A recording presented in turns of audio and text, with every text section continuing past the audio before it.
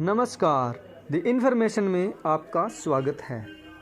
प्रखर राष्ट्रवादी एवं RTI activist Rajesh Thakral ने देश भर में हिंदू समाज को चिन्हित कर किए जा रहे सुनियोजित हमलों पर गहरी चिंता व्यक्त की है।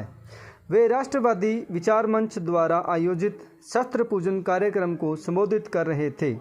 इस विषय पर उनके द्वारा व्यक्त किए गए विचारों को सुनने के लिए इस वीडियो को अंत तक देखें। किन्ने ही साडे दुश्मन रहे, किन्ने क्रांता आए, लेकिन साडी हस्ती फिर भी नहीं मिटी। ये असी पंक्ति छोटे होंदे तो सुनते आ रहे हैं। ये सुन के सानू बड़ा गर्व महसूस होता है। लेकिन आज मैं तुहानू ये जानकारी दांगा कि पंक्ति जरिए गलत संदेश है। क्या श्रीलंका, पाकिस्तान, बांग्लादेश, अफगानिस्तान, बर्मा, मतलब इस तरह के 24 देश आपने देश का हिस्सा सी। एक एक करके सारे कट देंगे, सारे आपने तो निकल देंगे, लेकिन असी फिर भी गर्व के नाल कहने कुछ बात है कि हस्ती मिटती नहीं हमारी। सानू किस चीज का गर्व है? असी किन्ने टुट गए, 24 हिस्से हो गए, अजे भी असी उन्हां हिस्से दे विच वंडीन वास्ते भविष्य दे विच फिक्र दे विच तैयार है गया, लेकिन असी फिर भी इन्हां ही शब्दां दे ऊपर गर्व महसूस कर रहे हैं कि कुछ बात है कि हस्ती मिटती नहीं हमारी। वो कहते हैं जेड़ा हिंदू समाज का नुकसान पूरी दुनिया के अंदर जिन्ना अपमान ते जिन्ना नुकसान आपना है, मेरे ख्याल पूरी दुनिया के अंदर होर किसी समाज का नहीं है। सब कुछ ज्यादा नुकसान अपना है, सब कुछ ज्यादा अपमान अपना है। कहते मोहम्मद जेड़ा तुगलक सी, जिन्हें हिंदुस्तान के ऊपर लगभग 17 बार हमले किए, तो जदों वो हिंदुस्तान से हमला करन आया पहली बारी महमूद गजनवी जदों पहली बार हिंदुस्तान के विच आया तो वो एक क्रांता सी। वो किसी देश का राजा नहीं होगा सी, वो अफगानिस्तान का राजा नहीं सी, वो क्रांता सी, वो एक डाकू सी। उन्हें आपके इलाके में होर डाकू इकट्ठे किए, लुटेरे इकट्ठे किए, आक्रांता इकट्ठे किए। उन्होंने कहा कि आप एक उस मुल्क में जाना है जिस मुल्क में लोग प्रतिक्रिया नहीं करते, जिस मुल्क में लोग लड़ते ही नहीं, वो सिर्फ परमात्मा को याद करते हैं। उन्होंने जिन्ना मर्जी लुट लो, जिन्ना मर्जी उन्होंने बर्बाद कर लो, आप उस मुल्क में जाना है, उन्होंने लुट के आना है।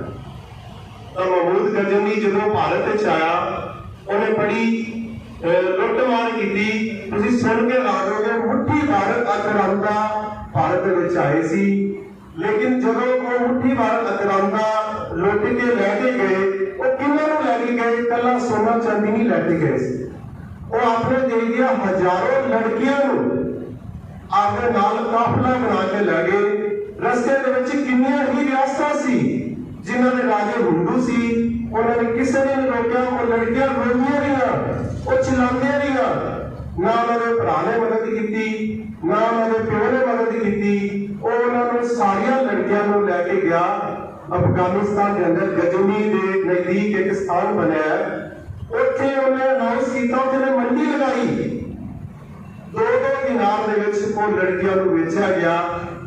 तुसी आज भी गूगल पे मैं जो गल कह रहा तुसी उन्हें सर्च करके देख सकते हो। आज भी तुसी गूगल पे सर्च करोगे, उत्थे की मीनार बनी है जिसका नाम है मीनारे 2 दिनार, दुख दे हिंदुस्तान मीनारे 2 दिनार। उस मीनार का नाम है दुख दे हिंदुस्तान मीनारे 2 दिनार, क्योंकि उत्थे 2-2 दिनार दे विच अपने भारत दी लड़कियों को बेचा गया, मंडी लगाई गई। तो तुसी कल्पना करो दुनिया के किसी भी होर समुदाय की लड़कियां की इस तरह की मंडी नहीं लगी होनी, इस तरह की बर्बादी नहीं हुई होनी, लेकिन असी जागे नहीं। असी फिर भी कहने यार कुछ बात है कि हस्ती मिटती नहीं हमारी। जब महमूद गजनवी फिर आया हिंदुस्तान के 17 बार आया, जब वो अपना सोमनाथ का मंदिर लुटन आया सी, तो सोमनाथ मंदिर के अंदर कहना इन्ना विशाल मंदिर सी, भारत का सब तो विशाल मंदिर सी, सब तो संपन्न मंदिर सी।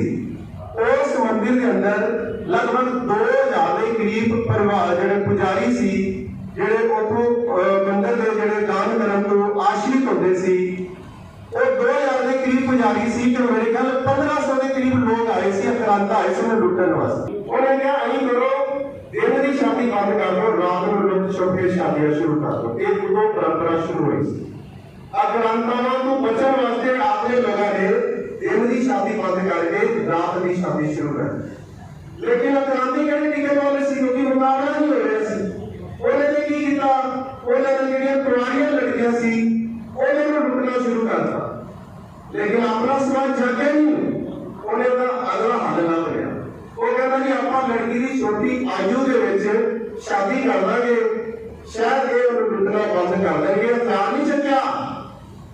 ਉਹ ਕਹਿੰਦੇ ਸ਼ਾਦੀ ਛੋਟੀ ਆਯੂ ਕਰ ਦੋ। ਬਾਲ ਵਿਵਾਹ ਪ੍ਰਥਾ ਉਦੋਂ ਸ਼ੁਰੂ ਹੋਈ ਸੀ ਜਿਹਨੂੰ ਅਸੀਂ ਜਿਹੜੇ ਆ ਕੁਝ ਲੋਕ ਕਹਿੰਦੇ ਨੇ ਇਹ ਤਾਂ ਕੁਰੀਤੀ ਹੈਗੀ ਹੈ। ਇਹ ਐਕਚੁਅਲੀ ਕੁਰੀਤੀ ਨਹੀਂ ਸੀ ਇਹ ਸਾਡੀ ਕਮਜ਼ੋਰੀ ਦੀ ਨਿਸ਼ਾਨੀ ਸੀ ਜਿਹਨੂੰ ਅਸੀਂ ਕੁਰੀਤੀ ਨਹੀਂ ਕਹਿ ਸਕਦੇ। ਅਸੀਂ ਕੀ ਕੀਤਾ ਬਾਲ ਵਿਵਾਹ ਪ੍ਰਥਾ ਸ਼ੁਰੂ ਕਰਤੀ ਕਿ ਸ਼ਾਇਦ ਲੜਕੀਆਂ ਨੂੰ ਲੁੱਟਣਾ ਬੰਦ ਕਰ ਦੇ। ਉਹਨਾਂ ਨੇ ਛੋਟੀ ਲੜਕੀਆਂ ਨੂੰ ਚੱਕਣਾ ਸ਼ੁਰੂ ਕਰਤਾ। ਅਸੀਂ ਫਿਰ ਵੀ ਨਹੀਂ ਜਾਗੇ। ਅਸੀਂ ਉਹਨਾਂ ਦੀ ਅਗਲਾ ਹੱਲ ਲੱਭਿਆ। ਅਸੀਂ ਲੜਕੀ ਨੂੰ ਪੈਦਾ ਹੁੰਦੇ ਹੀ ਮਾਰਨਾ ਸ਼ੁਰੂ ਕਰਤਾ। ਇਹ ਇੱਕ ਨਵੀਂ ਕੁਰੀਤੀ ਹੈ। कहने का मतलब है ਅਸੀਂ ਜਾਗੇ ਨਹੀਂ ਅਸੀਂ ਹਥਿਆਰ ਨਹੀਂ ਚੱਕਿਆ ਅਸੀਂ ਮੁਕਾਬਲਾ ਨਹੀਂ ਕੀਤਾ। ਅਸੀਂ ਇੱਕੋ ਹੀ ਗੱਲ ਤੇ ਅੜੇ सब कुछ परमात्मा करेगा। कुछ बात है कि हस्ती मिटती नहीं हमारी हस्ती होर किवें मिटाना चाहते हो तुसी। साढ़े देश के 24 टोटे हो गए 24 हिस्से हो गए। साढ़े देश लड़कियां लुट के उत्थे जाके मंडी लगानी शुरू कर दी उन्होंने। लेकिन असं फिर भी कहते हैं कुछ बात है कि हस्ती मिटती नहीं हमारी। कहते हैं ईवन जो जंगल के घास खाता है घास खा के प्रोटीन बनाता है। जंगल के ਜਿਹੜੇ जंगली जानवर ने ना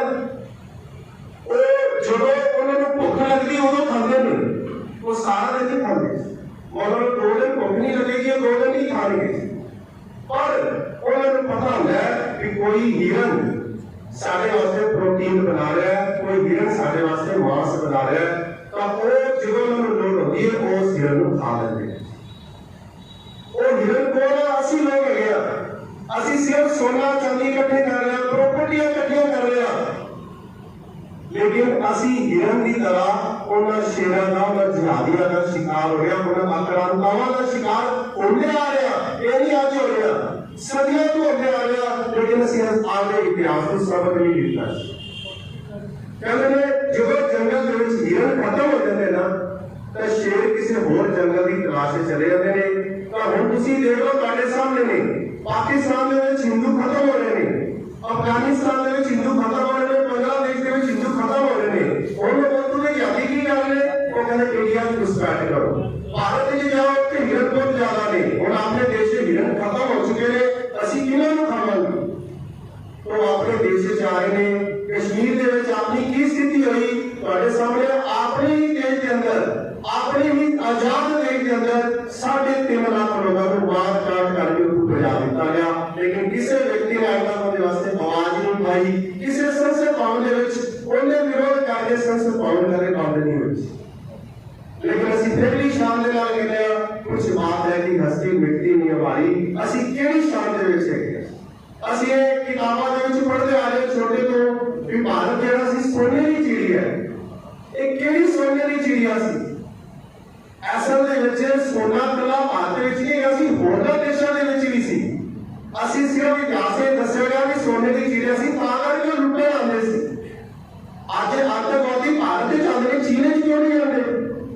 ਬਿਲਕੁਲ ਪਾਕਿਸਤਾਨ ਦੇ ਗਵਾਹ ਹੈਗਾ ਜਿੰਨਾ ਉਹਨੂੰ ਭਾਰਤ ਲਈ ਦੀ ਕੇ ਉਹਨੇ ਉਹਨੂੰ ਚੀਨ ਲਈ ਦੀ ਕੇ ਲੇਕਿਨ ਉਹ ਭਾਰਤ ਵਿੱਚ ਹੀ ਕਿਉਂ ਆਉਂਦੇ ਨੇ ਉਹਦੇ ਪਿੱਛੇ ਵੀ ਇਹ ਕਾਰਨ ਹੀ ਸੋਨੇ ਦੀ ਚਿੜੀਆ ਹੈ।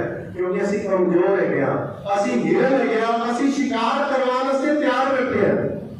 कहते हिरन की जी स्पीड है ना वो भजन की 90 किलोमीटर प्रति घंटा होती है। हिरन की स्पीड 90 किलोमीटर प्रति घंटा होती है। तो जो बाघ है जो शिकार करता है जिन्ना प्रिय शिकार होता है उनकी स्पीड 60 किलोमीटर प्रति घंटा। जो गल कह रहे हैं सर्च नहीं कर सकते। 60 किलोमीटर वाला 90 किलोमीटर वाले को पकड़ लेना तो शिकार कर लेता है।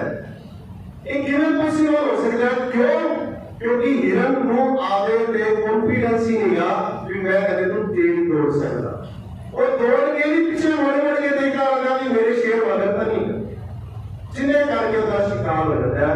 सिर्फ साड़ी स्थिति की हुई ਅਸੀਂ ਲੋਕ ਜ਼ਿਆਦਾ ਸ਼ਕਤੀਸ਼ਾਲੀ ਆ ਸਾਡੇ ਵਿੱਚ ਸਭ ਕੁਝ ਜਿਹੜਾ ਆਪਣੇ ਸਰੀਰ ਦੇ ਅੰਦਰ ਇੰਨਾ ਸਟੋਰ ਹੈਗਾ ਇੰਨਾ ਪਰਾਕਰਮ ਹੈਗਾ लेकिन साडी वो शौर्य साडा पराक्रम जागदा ही नहीं। असीं इक्को ही गल दी रट पकड़ीए, कुछ बात है कि हस्ती मिटती नहीं है।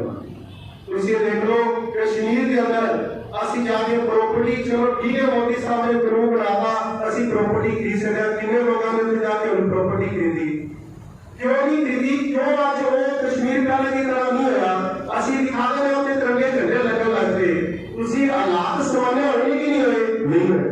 आज भी असीं उत्थे जाके प्रॉपर्टी लैके मकान बनाने दे विच सक्षम नहीं है, क्योंकि सानूं पता तिरंगा झंडा जरूर लग गया, लेकिन उत्थे दे हालात अनुकूल नहीं गए। उत्थे कोई पता नहीं असीं वापस आवांगे कि नहीं आवांगे।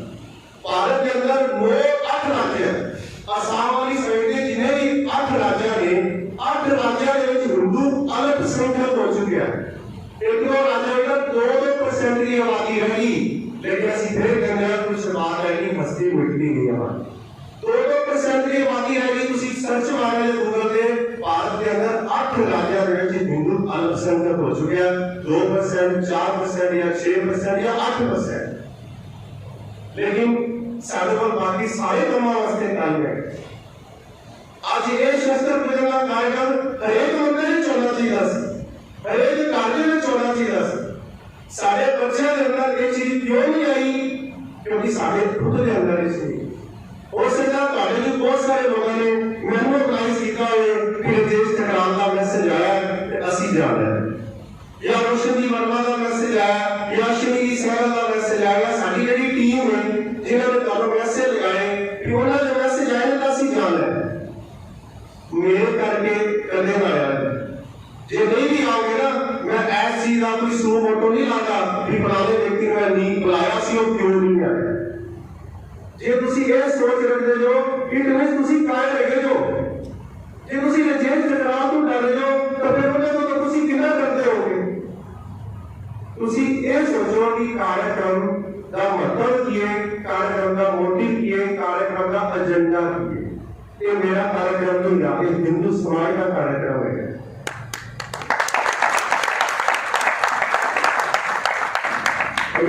असी ये सारा कुछ क्यों चलाया?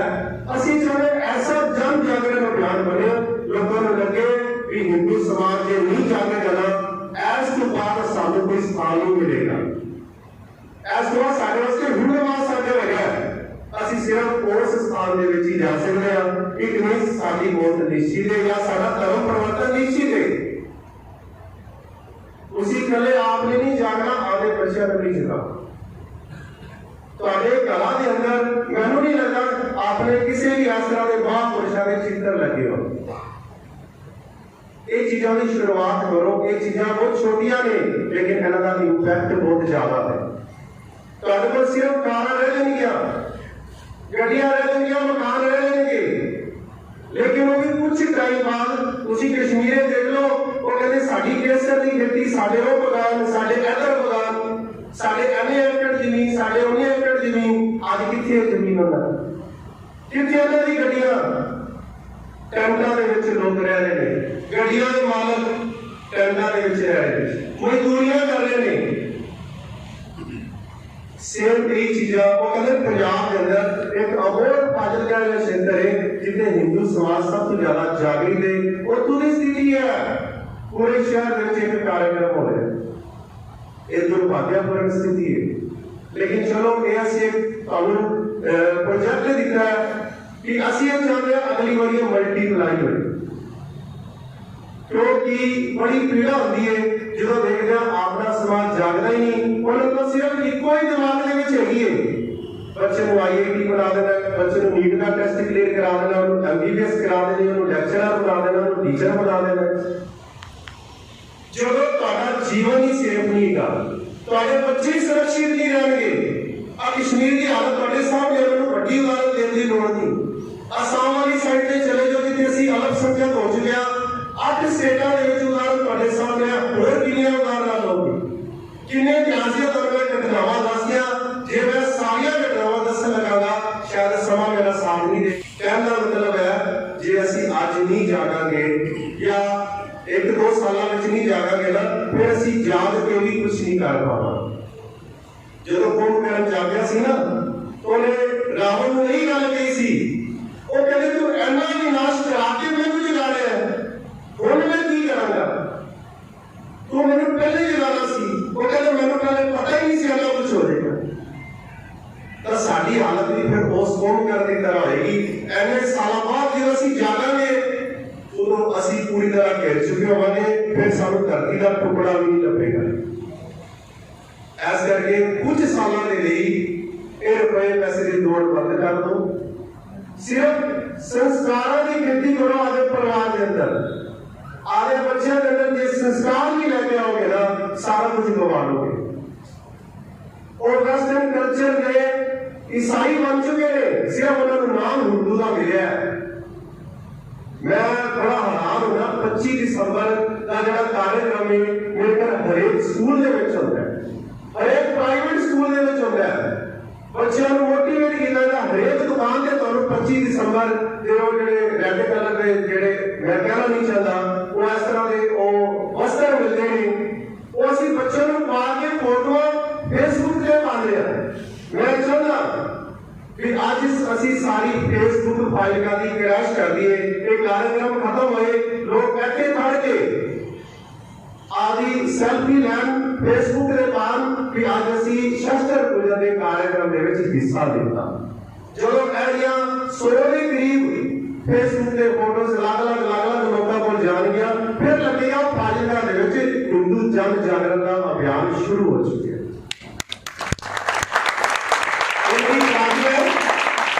अमल करना या ना करना थोड़े आवश्यक है। ताना फिल्म बनी जिस भोले शब्दों के कारण असीं किन्ने मंदिरां दे विच भोले शब्दों नूं पूज रहे हां। ताना फिल्म दे विच उन्हां शरेआम अपमान कीता गया, लेकिन किसी मंदिर की कमेटी ने जाके डीसी दफ्तर मैमोरेंडम नहीं दिता। और साडे ही संगठन ने मैमोरेंडम दिता सी फाइलका दे विच, जबकि ये ਜਿਹੜਾ धार्मिक काम है क्योंकि एक भगवान भोले शंकर का अपमान सी, किसी ने विरोध प्रकट नहीं किया। लेकिन असी कोई गल करें, कुछ बात है कि हस्ती मिटती नहीं वाली बहुत कितना मिटोगी।